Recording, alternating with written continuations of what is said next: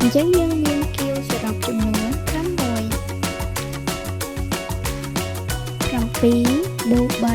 ស្មើនឹងប៉ុន្មានតើអញ្ចឹងបើយើងមានផ្កាយសមុទ្រចំនួន7 បូកបន្ថែម3ទៀតអញ្ចឹងតើយើងមានផ្កាយសមុទ្រសរុបចំនួនប៉ុន្មាន1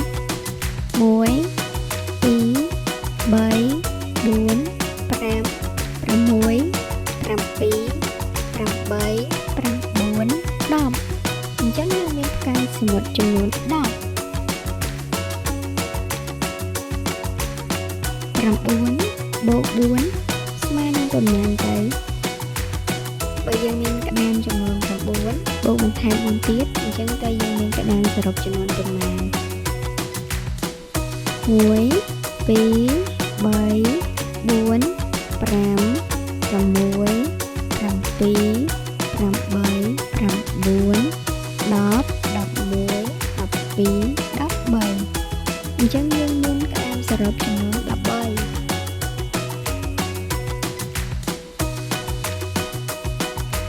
10 បូក 2 ស្មើនឹងប៉ុន្មានអញ្ចឹងបើយើងមានត្រីចំនួន10 បូកបន្ថែម2ទៀតអញ្ចឹងតើយើងមានត្រីសរុបចំនួនប៉ុន្មានទៅ1 2 3 4 5 6 7 8 9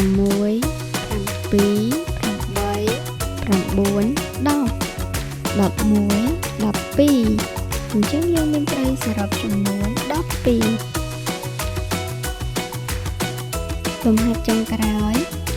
12 បូក 5 ស្មើនឹងប៉ុន្មានទៅអញ្ចឹងបើយើងមានត្រីចំនួន12 បូកបន្ថែម5ទៀតអញ្ចឹងតើយើងមានត្រីសរុបចំនួនប៉ុន្មាន1 2 3 4 5 6 7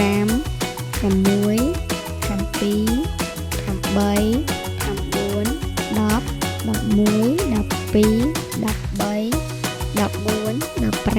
9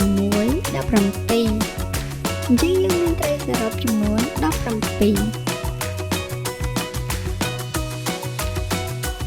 បន្ទាប់ពីធ្វើលំហាត់ចប់តើបងប្អូនចេះបូកលេខហើយនៅ